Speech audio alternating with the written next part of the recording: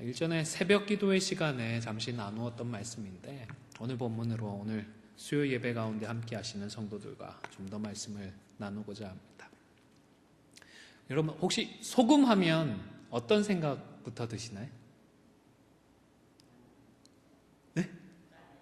음식 간할 때 쓰는 짠맛이 생각이 납니다. 감사합니다, 박사님. 또 어떤 생각이 드실까요? 예수님께서 우리들을 향하여서 빛과 소금이다 말씀하셨을 때에 그때 소금이 생각나는 분도 계실 것 같습니다. 그런데 아마 우리들 대부분은 우리 최 권사님 말씀해 주신 대로 소금하면 음식의 맛을 내는 그 짠맛이 생각되지 않을까 생각합니다. 왜냐하면 우리가 주로 그렇게 사용해 왔기 때문입니다. 그런데 실제 통계 수치상으로 보면 요리하는 데 사용되는 소금은 불과 5%밖에 되지 않는다고 합니다. 우리들 인류가 사용하고 있는 소금의 95%는 실제로 다른 제품들을 생산하는 데에 사용되고 있다고 합니다. 무려 1만 5천 가지가 넘는 제품들, 다양한 제품들을 생산하는 데에 소금이 사용된다고 합니다. 비누를 만들 때도 소금이 사용되고 유리나 플라스틱은 물론하고 컬러 텔레비전을 만드는 데에도 소금이 사용되고 있다고 합니다. 이처럼 우리의 생각이나 우리의 기대가 생각 외로 좁을 수 있다 싶습니다. 우리의 기대, 우리의 경험, 우리의 지식만 가지고 그저 쉽게 단정을 해버린다면 소금처럼 겨우 5%만 알고 나머지 95%는 어떻게 되는지 알지도 못한 채, 아니 알 수 있는 기회조차 포기해버린 채 우리가 그렇게 좁은 세계에 갇혀 사는 것은 아닐까 걱정이 됩니다. 신앙생활도 어쩌면 마찬가지가 아닐까 생각을 합니다. 행여나 우리의 좁은 식견들을, 그것들을 절대시하고 우선시하며 잘못 이해하고 행하는 것은 아닌지 항상 좀 조심하고 경계를 해야겠다 싶습니다. 오늘 우리가 함께 상고하고자 하는 이 본문 요한계시록은 좀 조심스럽습니다. 어렵다라는 생각이 듭니다. 천국에 대해서 아름다운 묘사들이 떠오르기도 하고 계시록을 좀 더 자주 접하셨던 분들은 아시아의 7교회에 대한 편지들이 그 앞부분에는 있지라는 기억도 가지고 계실 줄로 압니다. 그러나 전체적으로 보면 부분적으로는 분명한 내용들도 있지만 좀 이해하기 어렵고 조심스럽다라는 생각들을 가지고 계신 줄로 압니다. 그런데 이런 생각은 아마도 계시록이 미래에 일어날 일종의 예언이라고 하는 좀 어떻게 표현을 해야 될까요? 제한된 평가라고 해야 할까요? 이런 우리가 이미 가지고 있는 기존의 생각들 때문에 좀 더 어렵고 힘들게 느끼지 않나 싶습니다. 그러나 요한계시록 이해의 핵심은 앞으로 장차 일어날 미래에 대한 예언이 아니고 다른 성경과 마찬가지로 이 요한계시록의 핵심은 예수 그리스도입니다. 요한계시록은 예수 그리스도께서 성취하신 십자가 그 구속 사건의 기록입니다. 말세를 살아가는 우리 성도들에게 임마누엘 하겠다라는 약속과 예수님께서 그 약속을 어떻게 성취하시느냐에 대한 보고서이기도 합니다. 그리고 하나님께서 하나님의 나라를 어떻게 완성해 가시는지, 다시 말해서 하나님의 구원 사역이 마침내 어떻게 완전하게 성취될 것인지에 대한 말씀인 것입니다. 따라서 요한계시록은 미래에 대한 이야기라고 접근을 하기에 앞서 복음에 대한 기록이다, 복음에 대한 가르침이다 라는 생각으로 우리가 접근을 해야 하는 것입니다. 우리가 잘 아는 것처럼 요한계시록은 사도 요한이 pat모섬에 유배되었을 때에 환상을 통해 계시받은 하나님의 말씀입니다. 이 사실은 이미 초대교회 때부터 확실하게 인증되고 그렇게 전승되어 왔던 전통입니다. 당시 교회는 내부적으로나 외부적으로 어려운 상황에 처해 있었습니다. 황제 숭배를 거부하다 보니 교회는 로마 제국의 큰 핍박을 받아야만 했습니다. 버가모 교회를 향한 편지에 언급되었던 안디바라고 하는 분은 바로 이런 이유로 해서 순교를 당했을 것으로 추정이 됩니다. 내적으로 뿐만 아니라 내적으로도 거짓 가르침들이 횡행했고 교회 안에도 타협적인 여러 모습들이 나타나고 있었습니다. 뿐만 아니라 설상가상으로 이런 어려운 상황들이 호전될 기미가 보이는 것이 아니라 점점 더 악화되어져 갈 것 같았습니다. 믿음을 지키고 믿음대로 살아가는 것이 더욱더 어려워질 것 같은 상황 속에서 사도 요한은 교회와 성도들을 향한 교훈 그리고 위로, 분명한 하나님의 말씀의 선포가 그 어느 때보다 절실하다는 것을 절감하고 있었습니다. 지금 5장에서 사도 요한은 환상 가운데 하나님의 보좌를 바라보고 있습니다. 하나님의 보좌가 찬란하다라고 표현하기에는 부족해서 온갖 보석들을 가져다가 치장해 놓은 것처럼 보이는 그 보좌가 있고 그 위에 앉으신 분의 오른손에는 한 권의 책이 놓여 있었습니다. 물론 우리가 흔히 보는 이렇게 책으로 제본되어 있는 그런 책은 아니었습니다. 두루마기 책입니다. 그렇기 때문에 이것을 펴지 않고서는 그 내용을 확인할 수가 없었습니다. 지금 노사도의 심정을 한번 상상해 보시기를 바랍니다. 사랑하는 교회와 성도들을 위하여서 뭔가 조금이라도 더 알고 깨달아서 교훈해주고 가르쳐주고 그 말씀으로 위로해주고 격려해주고 싶었습니다. 그런데 현실은 어떻습니까? 저것만 취해서 열어볼 수 있다면 우리 교회 가운데 성도들 가운데 정말로 절실히 필요한 교훈들을 증거해 줄 수 있을 것인데 눈앞에 두고도 자신이 지금 할 수 있는 것이 아무것도 없었던 것입니다. 그는 무력하고 무능력했습니다. 당시 여러 교회들의 존경을 받는 사도이기는 했지만 일개 인간에 불과한 자신의 권위와 권세로는 도저히 그 보좌 앞으로 나아갈 수도 그 보좌 위에 계신 분의 손에서 그 봉하여진 두루마리 책을 취할 수도 없었기 때문입니다.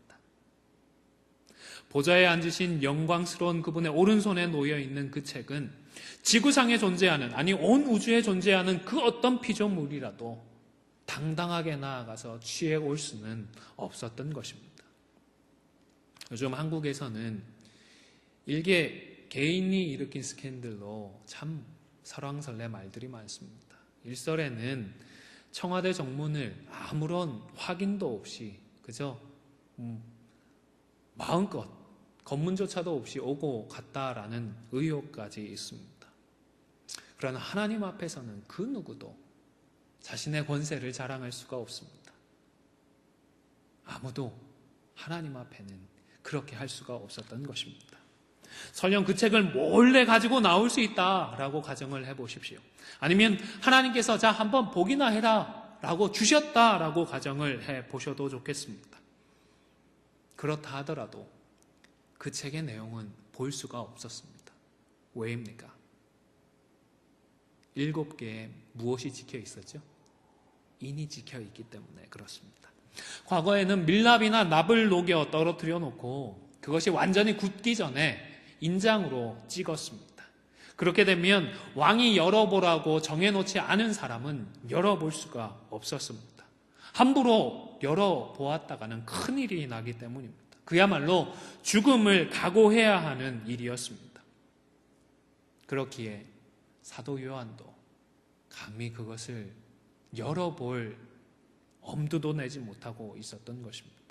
교회를 가르치고 성도들을 교훈하고자 하는 간절함과 절실함은 이유로 표현할 수 없지만 현실적인 이유 때문에 그 무능력 때문에 사도 요한은 그만 목 놓아 울고 말았습니다.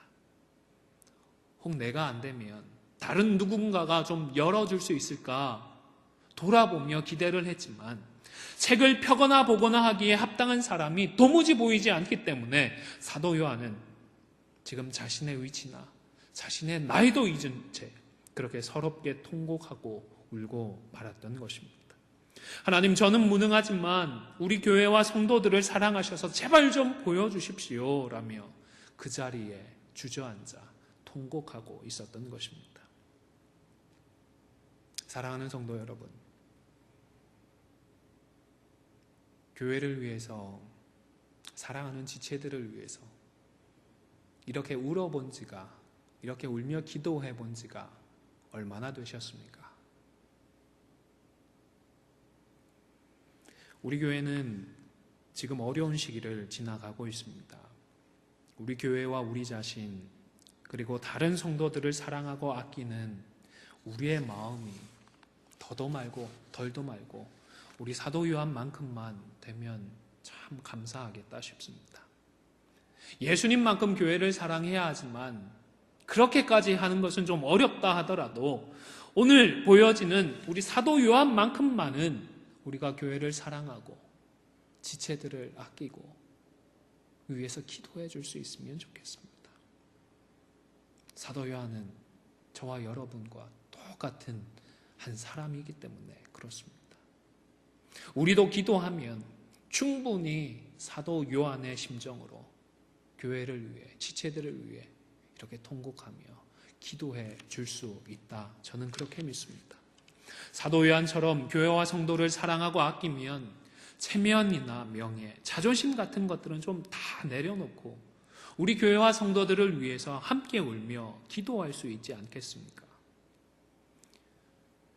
교회의 앞날을 위해 대화를 하면서도 그저 손쉬운 대안 없는 비판을 하는 것이 아니라 사랑과 회복의 대화, 그리고 눈물 어린 이런 기도를 할 수 있을 줄로 믿습니다.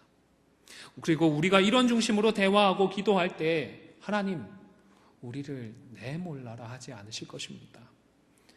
오늘의 문제들을 바로 나의 문제로 통감하고 회개하고 함께 아파하며 눈물로 기도할 때에 하나님은 결코 우리 교회를 외면하지 않으실 것입니다. 사도 요한의 간절한 마음이 우리 하나님께 상달되었을까요? 5절을 함께 읽겠습니다. 5절의 말씀입니다. 시작. 장로 중에 한 사람이 내게 말하되 울지 말라. 유대지파의 사자 다윗의 뿌리가 이겼으니 그 두루마리와 그 7인을 떼시리라 하더라. 아멘. 장로 중 한 분이 사도 요한에게 말을 건넵니다. 울지 말라.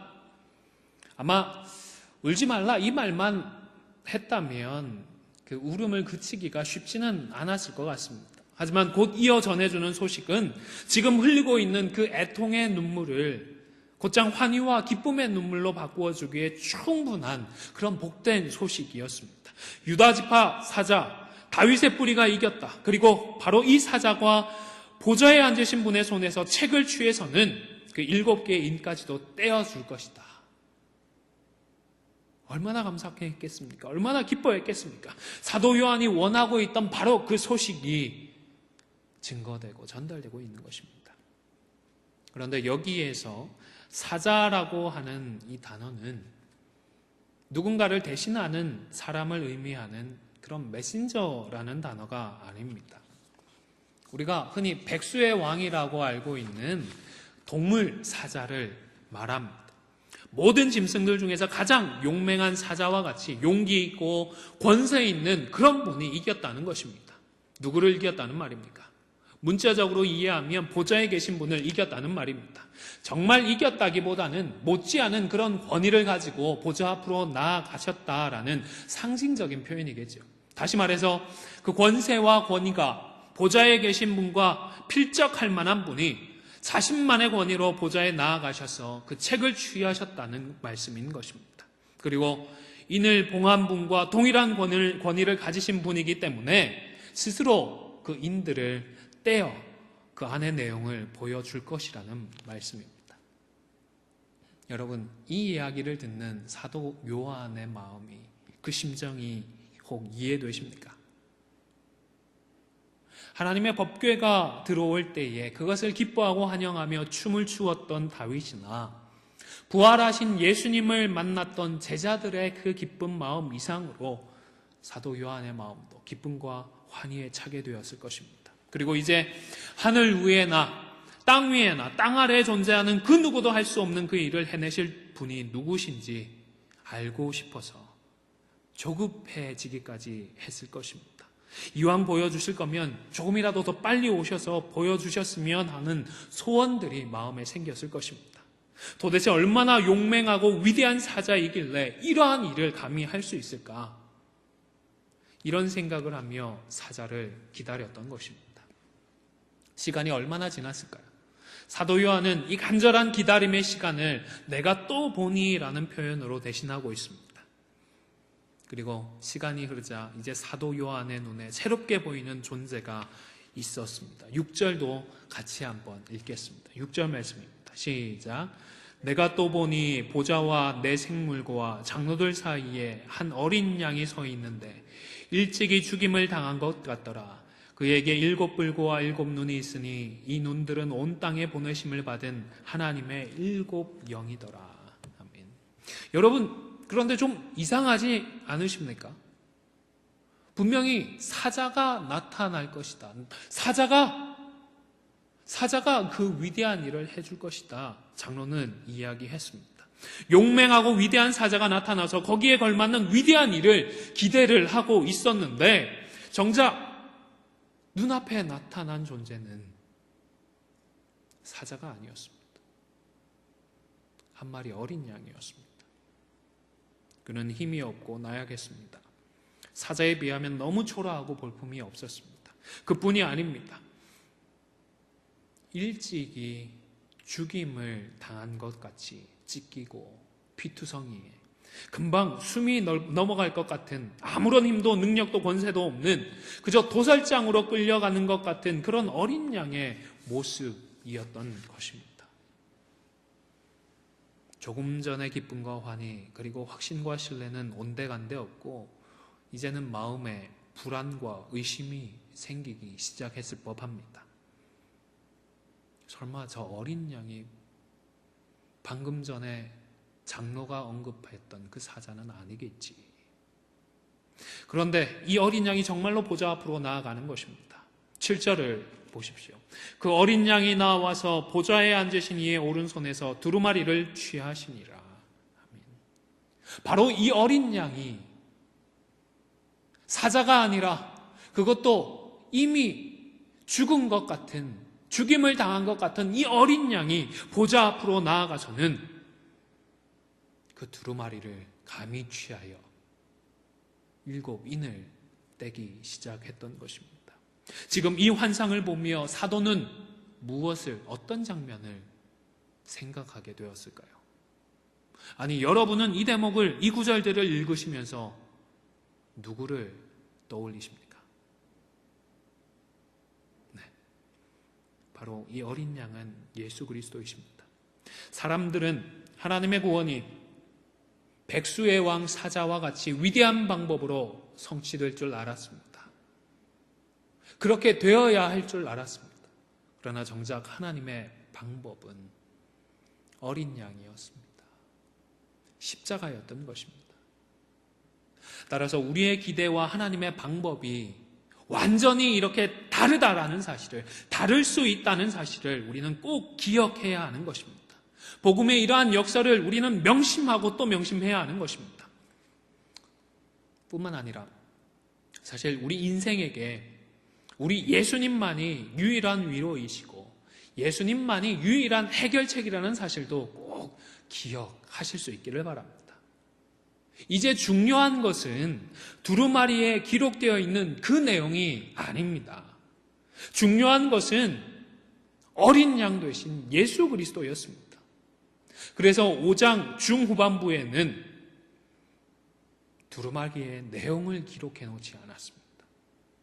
보좌에 계신 분과 그리고 어린 양께 드리는 찬양을 기록해 두고 있는 것입니다.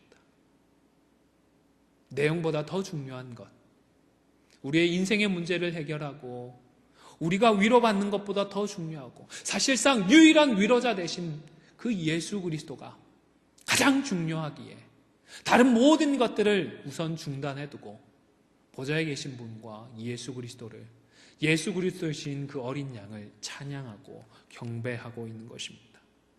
사랑하는 성도 여러분, 우리 인생에 있어서 참 위로는 다른 그 어떤 것일 수 없습니다.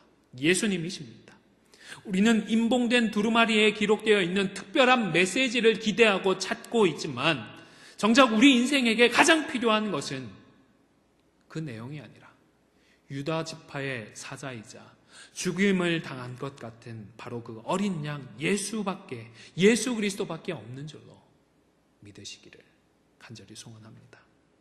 따라서 우리 인생의 문제를 놓고 그 해법을 찾기 위해 복음을 이용하는 것이 아니라 문제 때문에라도 예수님을 찾고 그 어려움 때문이라도 예수님을 만날 수 있기를 바랍니다. 교회의 현안을 놓고서라도 예수님께로 나아갈 수 있기를 바랍니다. 예수님을 만나십시다. 여기에 길이 있고 예수님을 만나는 것에 소망이 있기 때문입니다. 여러분, 어떤 고민, 어떤 어려움, 어떤 염려를 가지고 계십니까? 혹 예수님 외에 다른 더 좋은 방법이 있을 것 같으십니까? 이번 사안만큼은 특단의 다른 조치가 필요할 것 같으십니까? 솔직히 의외로 용맹한 사자와 같은 그런 직접적이고 우리가 선호하는 그런 방법들만을 의지하는 것 같습니다. 돈을 의지합니다. 자본주의 세상에서 사실 돈의 위력이 엄청나기는 합니다. 또 목적을 이루기 위해서 과정은 소홀히 여기기도 합니다. 좋은 의도, 좋은 목적을 이루겠다고 하며 거짓과 불의를 행하기도 합니다. 거짓말 한번 하는 것쯤은 사소한 것으로 치부하고 별로 개의치 않는 것 같기도 합니다. 그렇게 해서 과연 목적을 이루면 우리 하나님께서 기뻐하실까요?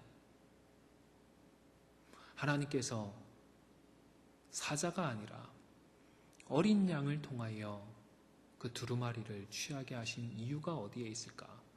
우리는 고민을 해보아야겠다 싶습니다. 사랑하는 성도 여러분, 용맹한 사자처럼 우리가 기대하고 우리가 계산하는 것과는 다른 하나님의 방법이 있다라는 이 사실을 꼭 기억하실 수 있기를 바랍니다. 만몬이 아니라 하나님을 신뢰하십시다. 복음의 선한 일을 이루기 위해서는 과정 또한 하나님 보시기에 합당해야 한다는 사실을 잊지 마시기를 바랍니다. 좋은 의도, 좋은 목적을 이루기 위해서는 그 과정 또한 정직하고 의롭게 행해져야 한다는 사실을 기억하실 수 있기를 바랍니다. 하나님의 방법은 사람들의 기대와는 달리 찢어진 어린 양이었다는 사실을 명심하실 수 있기를 바랍니다. 이제 말씀을 마무리하고자 합니다. 요한계시록의 핵심은 어린 양 되시는 예수 그리스도이십니다.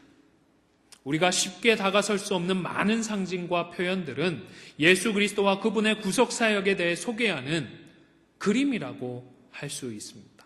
5장 초반부를 통하여 우리는 우리의 구주 되신 예수님의 권세와 그 권위를 확인할 수 있었습니다. 그리고 그분은 자신의 권세로 우리가 생각하고 기대하는 방법과는 다른 방법으로 구원을 성취하셨습니다. 바로 십자가입니다. 겨우 5%의 소금의 용도만을 그 용도의 전부로 알고 있는 것처럼 우리의 오랜 신앙생활에 있어서 우리의 생각, 우리의 경험, 우리의 기대도 하나님 앞에서는 5%에 불과할 수 있다는 사실을 우리는 기억해야 하겠습니다. 아니, 5%에 미치지 못할 수도 있지 않겠습니까?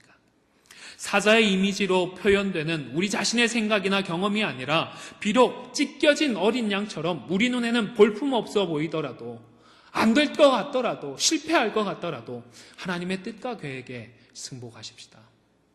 비록 미련해 보이더라도 하나님의 말씀에 온전히 순종하며 살아가는 저와 여러분이 다 되실 수 있기를 주님의 이름으로 간절히 축원을 드립니다.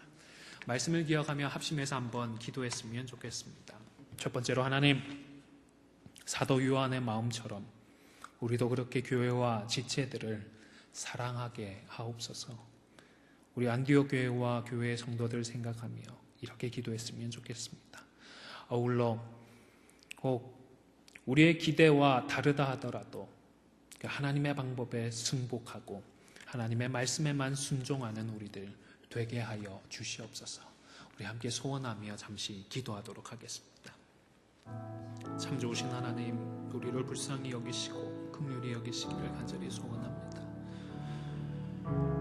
교회와 성도들을 향한 하나님의 말씀을 사모하며 간절히 갈구하며 그것을 알 수 없는 상황에 그저 목 놓아 계속 통곡하는 그 유한의 마음을 헤아립니다.